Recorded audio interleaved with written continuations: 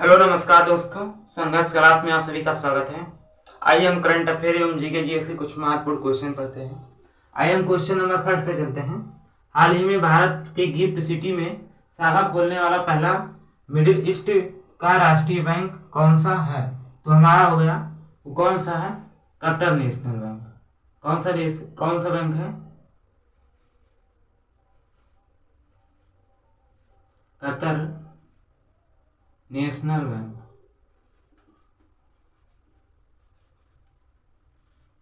कौन सा बैंक है? कतर नेशनल बैंक है। तो ये कौन सा बैंक होगा? ये कतर नेशनल बैंक है।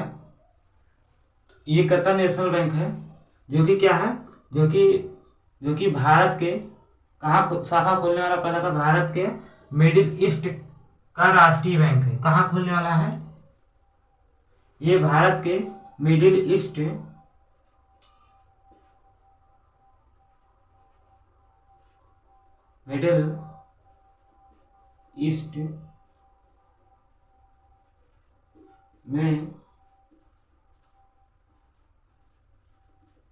खुलने मिडिल ईस्ट में खुलने वाला पहला बैंक है।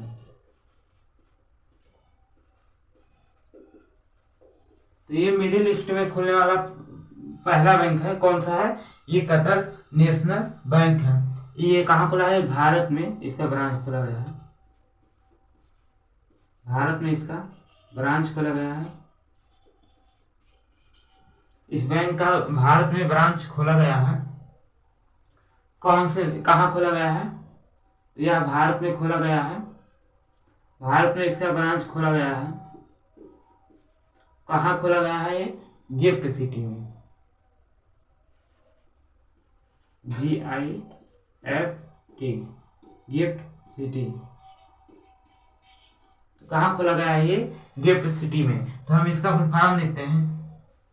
इसका हम गिफ्ट का फुल फॉर्म लिखते तो हो गया गुजरात। ये हो गया गिफ्ट का full form Gujarat international financial technical city. क्या होगा? गुजरात इंटरनेशनल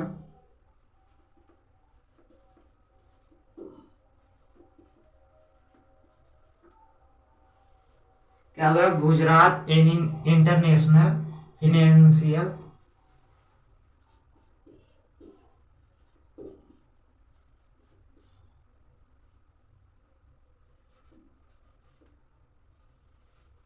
क्या हो गया? Gift of form Gujarat international financial technical city.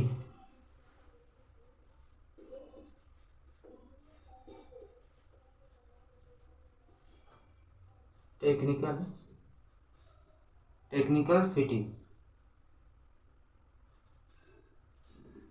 City हो गया। टेक्निकल सिटी मतलब ये गिफ्ट सिटी मतलब क्या हो गया? गुजरात में खुला है। इसका गिफ्ट का फुल फॉर्म हो गया Gujarat international financial technical city हो गया। ये इसकी स्थापना कब हुई थी? कतर नेशनल बैंक की स्थापना कब हुई थी? हम देखते हैं। कौन से? कतर नेशनल बैंक की स्थापना 1964 में हुई थी। 1964 में। और कतर की राजधानी क्या है? कतर की राजधानी है दोहा। कतर नेशनल बैंक की स्थापना कब हुआ? तो ये 1964 में हुआ। कतर की राजधानी क्या है? तो कतर की राजधानी हो गया दोहा। देखते हैं दोहा। यहाँ 2022 में क्या हुआ था? तो कतर की राजधानी क्या हुआ? दोहा। दोहा में 2022 में क्या हुआ था? फीफा वर्ल्ड कप हुआ था। क्या हुआ था? फीफा वर्ल्ड कप हुआ था। फीफा वर्ल्ड किसका है? ये फुटबॉल का वर्ल्ड कप है। फीफा वर्ल्ड किसका है? फुटबॉल का वर्ल्ड कप है। फीफा वर्ल्ड कप फुटबॉल का वर्ल्ड कप है। ये 4 साल में एक बार होता है। ये 2022 में कहाँ हुआ था? तो ये कतर दोहा में हुआ था। ये फुटबॉल का वर्ल्ड कप है। इसके बाद कब होगा? इसके बाद 2026 में होगा। 2026 में कहाँ होगा? तो 2026 में ये यूएसए कनाडा और 2026 में ये यूएसए कनाडा और मैक्सिको में होगा। किसमें होगा? मैक्सिको में। फीफा वर्ल्ड कप 2026 कहाँ होगा? यूएसए, कनाडा और मैक्सिको में होगा। यहाँ हमारा ऑप्शन नंबर बी से होगा कौन सा? कतर नेशनल बैंक है।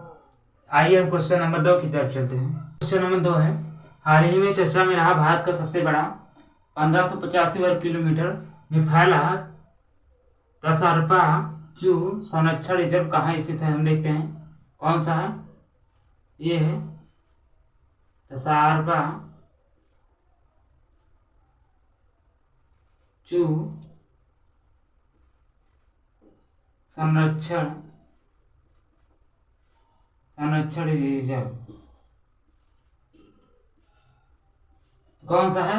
तसरपा जू संरक्षण रिजर्व। तो ये कहाँ है? ये हिमाचल प्रदेश में है। कहाँ है? हिमाचल प्रदेश के स्पीति घाटी में।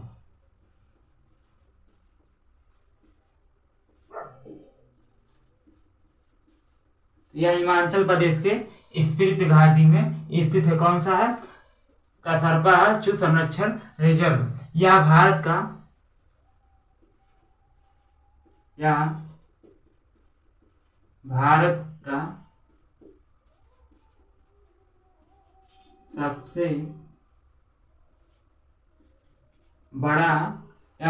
सबसे बड़ा संरक्षण रिजर्व है।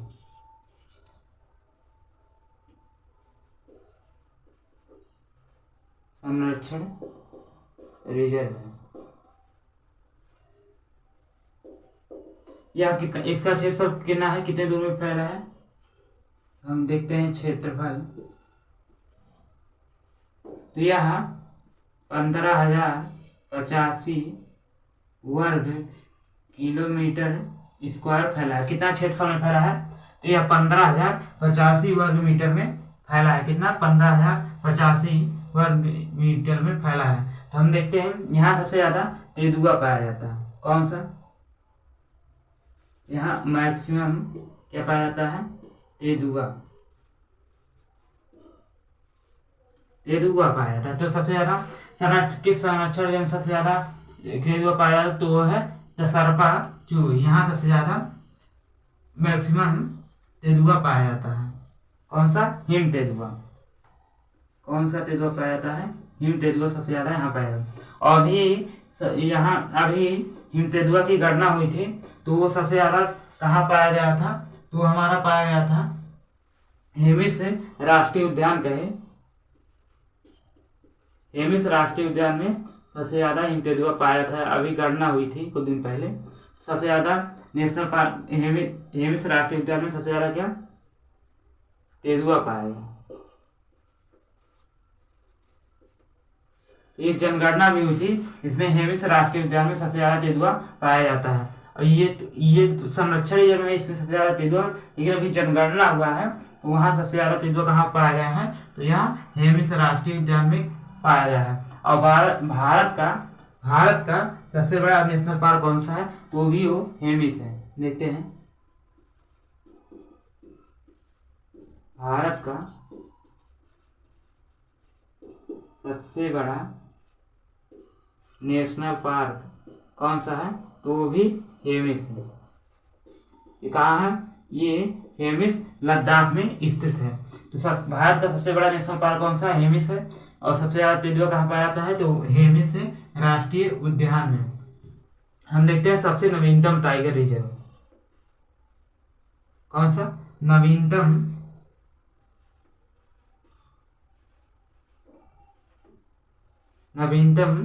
Tiger reserve.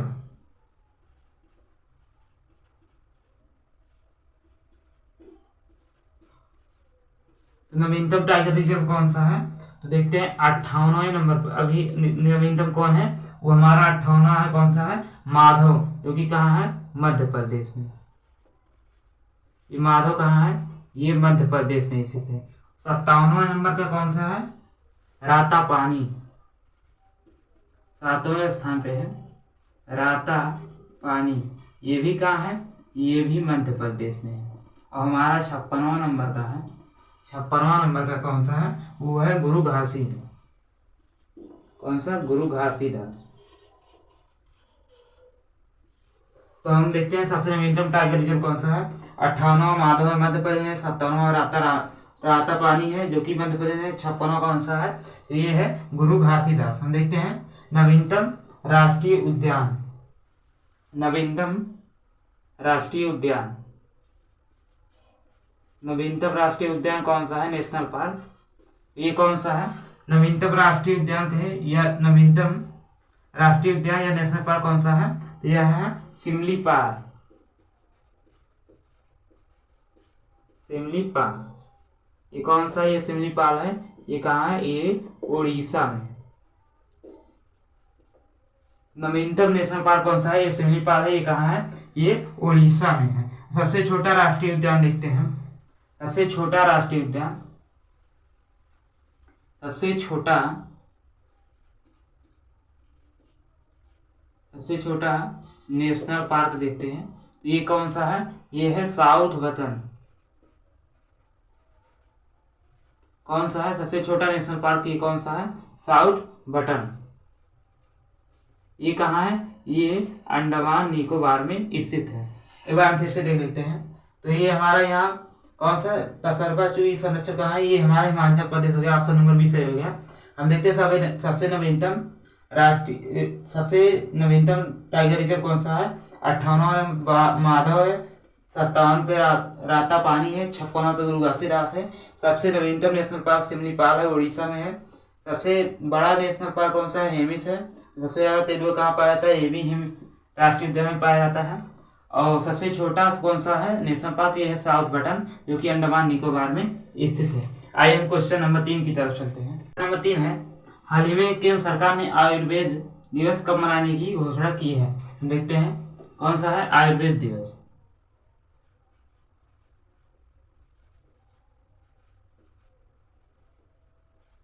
आयुर्वेद दिवस,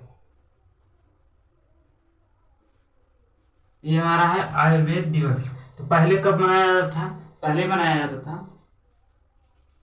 पहले कब मनाया जाता था, तो पहले मनाया जाता था धनतेरस को। कब मनाया जाता था, धनतेरस को, क्योंकि कब बनता है ये धनतेरस, कब किस माह में आता है, पहले धनतेरस को मनाया जाता है। धनतेरस को कार्तिक माह में आता है, ये हर साल कार्तिक माह में आता है। ये आयुर्वेद दिवस हर बार धनतेरस को मनाया जाता था। किसके जन्म पर मनाया जाता था, ये धन्वंतरी चिकित्सा है, इनके जन्म पर मनाया जाता था। इनके जन्म पर मनाया जाता था ये आयुर्वेद दिवस। पहले धनतेरस है, धनतेरस के दिन मनाया जाता था जो कि कार्तिक माह में पड़ता है। किनके जन्म दिवस, किनके जन्म पर मनाया जाता है, धन्वंतरी,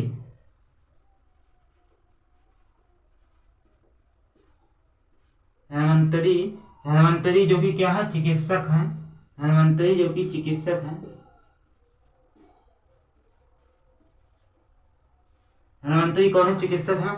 तो इनका जन्म कब हुआ था, इनका जन्म धनतेरस को हुआ था, इसलिए हर साल धनतेरस को कार्तिक माह में मनाया जाता है। लेकिन ये तारीख है हमेशा धनतेरस कभी आगे पीछे तारीख हो जाता था, इसीलिए आयुष मंत्रालय ने एक निश्चित तारीख दी है जो कि आयुर्वेद दिवस मनाया जाएगा। वो कौन सी तारीख है, तो हम देखते हैं आयुष मंत्रालय ने न्यू डेट फिक्स किया है। देखते हैं कौन मंत्रालय है, आयुष मंत्रालय। तो आयुष मंत्रालय ने न्यू डेट फिक्स की है। तो आयुष मंत्रालय ने न्यू डेट फिक्स की है। आयुष मंत्रालय ने न्यू डेट फिक्स की है। ये कौन सा डेट है, ये है 23 सितंबर। कौन सा है, 23 सितंबर। कौन सा डेट है, 23 सितंबर। 23 सितंबर को क्यों, क्योंकि इस दिन विषु है। विषु मीन्स 23 सितंबर को क्या है, यह है विषु है, इसलिए 23 सितंबर को मनाया जाएगा। विषु मतलब हो गया दिन और रात क्या होता है, बराबर होता है। क्या होता है, दिन और रात बराबर होता है। 23 सितंबर को दिन और रात बराबर होता है, क्या है ये विषु है, इसीलिए 23 सितंबर को मनाया जाएगा। कौन सा है, दिन रात बराबर होता है, कौन सा विषु है। हम देखते हैं क्या है, तो ये जैसे मान लो हमारा पृथ्वी हो गया, ये हमारा हो गया, ये हमारा हो गया 21 जून,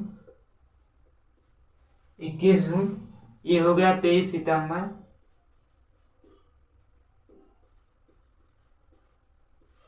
क्या हो गया, ये 21 जून हो गया, ये 23 सितंबर हो गया, ये 23 सितंबर हो गया, ये हमारा 21 मार्च हो गया,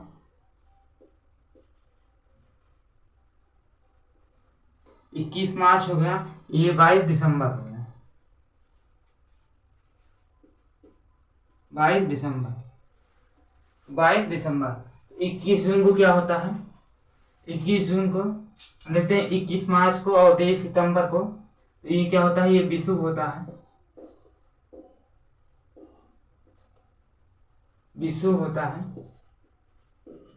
कब होता है, 21 मार्च को और 23 सितंबर को क्या होता है, विषुव होता है। क्यों, क्योंकि यहाँ दिन और रात क्या होता है, बराबर होता है। यहाँ पे दिन और रात बराबर होता है, यहाँ भी दिन और रात बराबर होता है। कब होता है, 21 मार्च को 23 सितंबर को दिन और रात बराबर होता है, क्योंकि इस दिन सूर्य का प्रकाश क्या होता है, इस दिन सूर्य का प्रकाश सीधे भूमध्य रेखा पर पड़ता है। इस दिन क्या होता है, सूर्य का प्रकाश सीधे भूमध्य रेखा पर पड़ता है। और यहाँ भी 21 मार्च को भी सूर्य का प्रकाश सीधे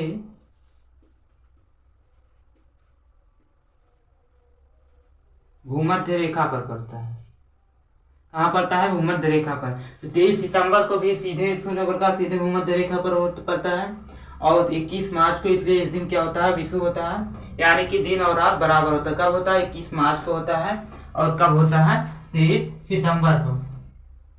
और जो हमारा 21 मार्च को है, इस दिन सबसे बड़ा होता है, दिन सबसे बड़ा होता है। दिन सबसे बड़ा कब होता है, 21 मार्च को, क्योंकि 21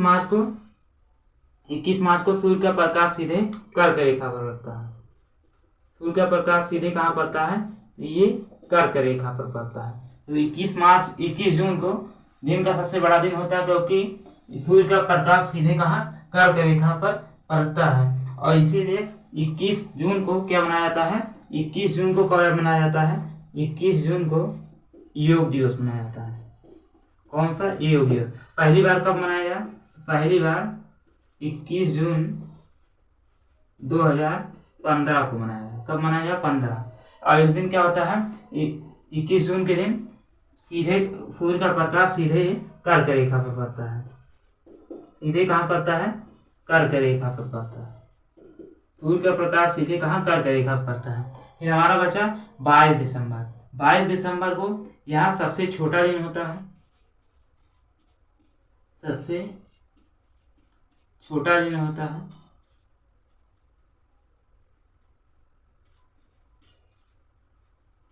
बाईस दिसंबर को सबसे छोटा दिन होता है, क्योंकि ये दिन सूर्य की प्रकाश सीधे कहाँ, मकर रेखा पर पड़ता है, मकर रेखा पर पड़ता है,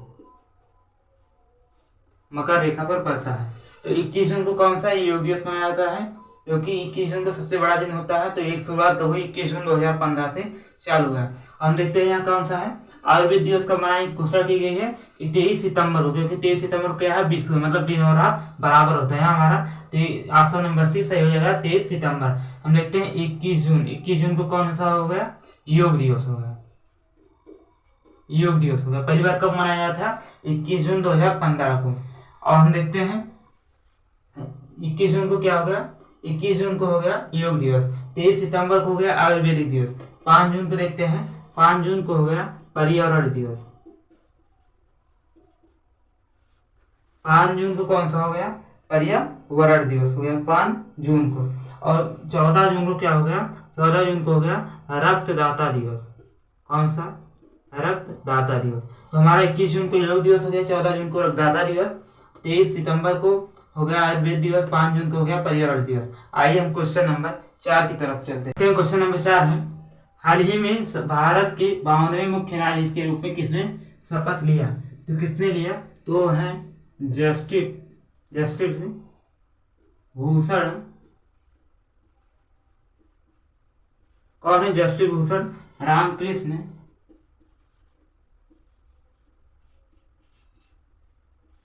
रामकृष्ण गवई। कौन है? जस्टिस भूषण रामकृष्ण गवई। इन्हें हम कहते हैं डॉक्टर, इन्हें हम कह सकते हैं जस्टिस, इसे हम कह सकते हैं जस्टिस बी आर गवई। क्या कौन है? जस्टिस भूषण रामकृष्ण गवई या जस्टिस बी आर गवई। ये कौन से नंबर के हैं? ये 52वें नंबर के। ये इनका कार्यकाल हम देखते हैं कब से चालू होता है। ये 14 मई 2025 से इनका कार्यकाल चालू होता है। कब से? 14 मई 2025 से। हम देखते हैं कब से चालू होता है। ये 52वें नंबर के मुख्य न्यायाधीश है। कौन से नंबर के? 52वें नंबर के मुख्य न्यायाधीश है। कौन से नंबर के? 52वें नंबर के मुख्य न्यायाधीश हैं। इनका कार्यकाल 14 मई 2025 से चालू हुआ है। 91वें नंबर के कौन है? 91वें नंबर के हैं जस्टिस संजीव खन्ना।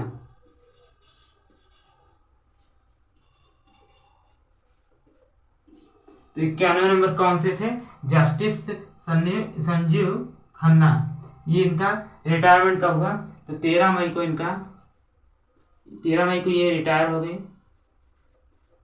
और फिर 14 मई से 2025 से इनका जस्टिस भूषण रामकृष्ण गवई का इनका कार्यकाल चालू हो गया।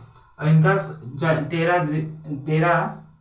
13 मई को इनका समाप्त हो गया। कौन है? जस्टिस संजीव खन्ना का। इनको शपथ किसने दिलाया? भूषण रामकृष्ण गवई को। तुम देखते हैं शपथ कौन दिलाता है? तो शपथ से सुप्रीम कोर्ट के मुख्य न्यायाधीश को शपथ कौन दिलाता है? तो दिलाता है भारत के राष्ट्रपति। राष्ट्रपति कौन है? द्रौपदी मुर्मू। किसने दिलाया है? राष्ट्रपति शपथ किसने दिलाया? द्रौपदी मुर्मू ने दिलाया। ये कब तक रहेंगे? तो ये इनका कार्यकाल कब तक रहेगा? भूषण रामकृष्ण गवई का है तो इनका 23 नवंबर 2025 तक इनका कार्यकाल रहेगा। कब तक रहेगा? 23 नवंबर 2025 तक इनका कार्यकाल रहेगा। ये रहने वाले कहाँ के हैं? तो ये रहने वाले हैं अमरावती महाराष्ट्र के रहने वाले हैं। कहाँ के? महाराष्ट्र। अमरावती कहाँ है? एक अमरावती मध्य प्रदेश में, एक अमरावती कहाँ है? ये महाराष्ट्र में। तो ये कहाँ के हैं? तो ये महाराष्ट्र के रहने वाले हैं, अमरावती। हम देखते हैं आर्टिकल जो है, आर्टिकल 124 जो है उसमें सुप्रीम कोर्ट की सारी बात आती है। तो सुप्रीम कोर्ट के लिए कौन सा आर्टिकल है? तो आर्टिकल नंबर 124। इसमें सुप्रीम कोर्ट की सारी बात आती है। जैसे हो गया शपथ, हो गया वेतन, हो गया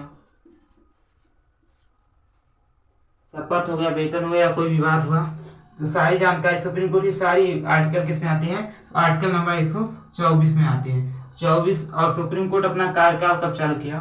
देखते हैं सुप्रीम कोर्ट अपना कार्यकाल कब चालू किया। तो ये 28 जनवरी 1950 को चालू किया। कब चालू किया? 28 जनवरी 1950 को अपना कार्यकाल शुरू किया।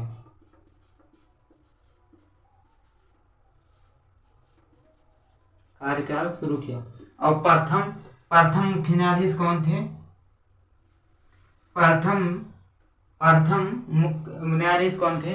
हम देखते हैं सुप्रीम कोर्ट के प्रथम मुख्य न्यायाधीश कौन थे? तो वो थे जस्टिस हीरालाल।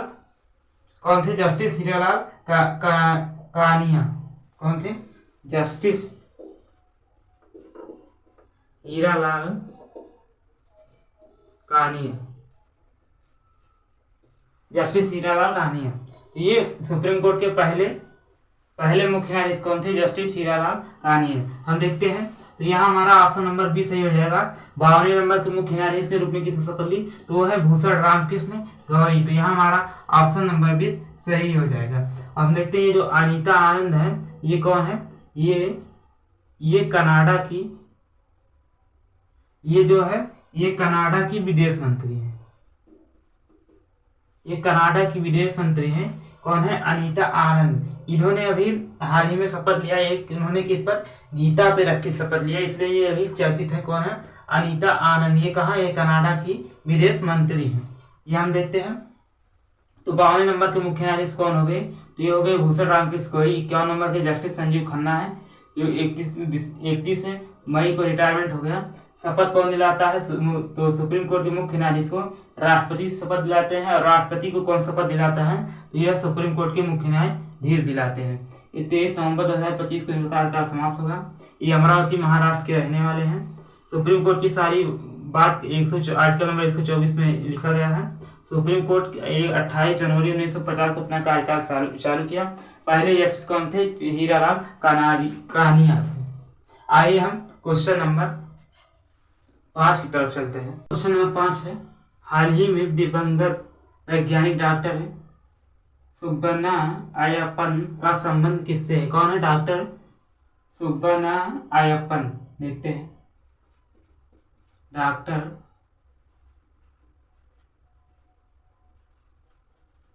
सुब्बन्ना अय्यप्पन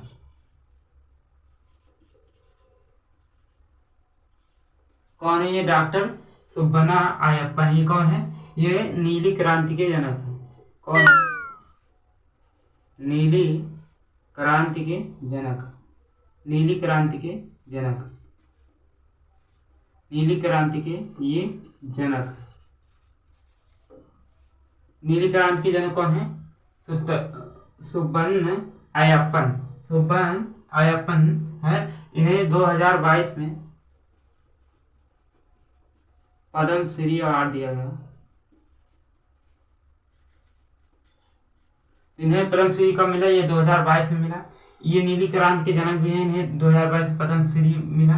और इनका कर्नाटक में भी कर्नाटक के कावेरी नदी में भी अभी इनका लाश मिला है। लाश इनका कहाँ मिला है? इनका निधन हो गया। इनका लाश कहाँ मिला है? कर्नाटक के कावेरी नदी में इनका लाश मिला है, जो कि वहाँ नदी में तैर रहा था, तो वहाँ मिला है। कहाँ मिला है? कावेरी नदी में, कर्नाटक में। इनका मृत्यु कैसे हुआ अभी इसका पता नहीं चला है। इनका कर्नाटक के कावेरी नदी में इनका लाश मिला है। इन्हें नीली क्रांति के जनक थे। इन्हें 2022 में पद्मश्री अवार्ड दिया गया। और यहाँ हम देखते हैं ये किससे संबंध है? नीली क्रांति किससे संबंध है? तो ये मत्स्य से संबंध है। मत्स्य से संबंध है। किससे संबंध है? तो यह मत्स्य से संबंध है। किससे? मत्स्य से संबंध है। हम देखते हैं मत्स्य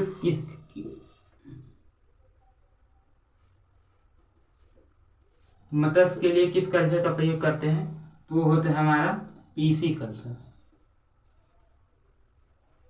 कौन सा कल्चर है? PC culture. किसके लिए? मत्स्य उत्पादन के लिए। हम देखते हैं यहाँ हमारा नीली क्रांति हो गया। यहाँ हमारा ऑप्शन नंबर ए सही हो गया। किससे संबंध है? नीली क्रांति। दूसरा हमारा है श्वेत क्रांति। श्वेत क्रांति का संबंध किससे है? ये हमारा दुग्ध उत्पादन से है। इससे है दुग्ध उत्पादन से है श्वेत क्रांति। श्वेत क्रांति के जनक कौन है? श्वेत क्रांति के जनक कौन है? श्वेत क्रांति के जनक कौन है? तो वो है वर्गीज कुरियन। कौन है? तो श्वेत क्रांति के जनक कौन है? तो ये वो है वर्गीज। कौन है? वर्गीज कुरियन।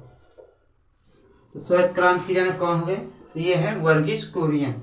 ये हमारा यहाँ श्वेत क्रांति किससे दुग्ध उत्पादन से संबंध है? घोल क्रांति।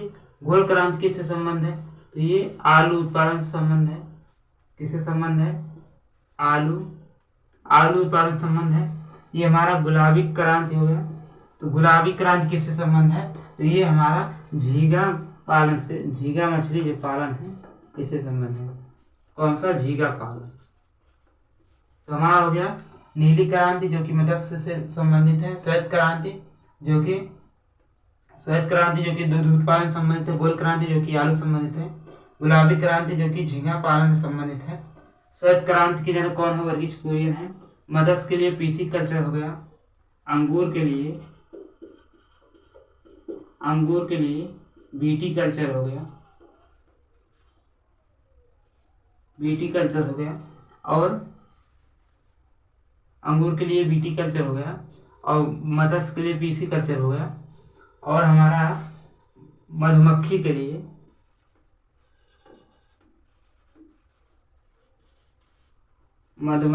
कौन सा?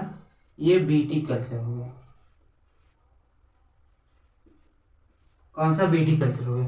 मधुमक्खी के लिए बीटी कल्चर, अंगूर के लिए, मधुमक्खी के लिए एपी कल्चर हो गया। मधुमक्खी के लिए एपी कल्चर हो गया, अंगूर के लिए बीटी कल्चर हो गया, मत्स्य के लिए पीसी कल्चर हो गया। गुलाबी क्रांति झींगा मछली से संबंधित है, गोल क्रांति आलू से, श्वेत क्रांति दूध उत्पादन, नील क्रांति मत्स्य से संबंधित है। ये हमारा कौन है? डॉक्टर सुबन्ना अय्यप्पन किससे संबंधित है? नीली क्रांति के जनक हैं। यहाँ हमारा ऑप्शन नंबर भी सही हो गया। कौन से? नीली क्रांति से संबंध है इनका। आज की क्लास में यहीं पर समाप्त करते हैं। क्लास अच्छी लगी हो तो वीडियो को लाइक एवं सब्सक्राइब करें। जय हिंद।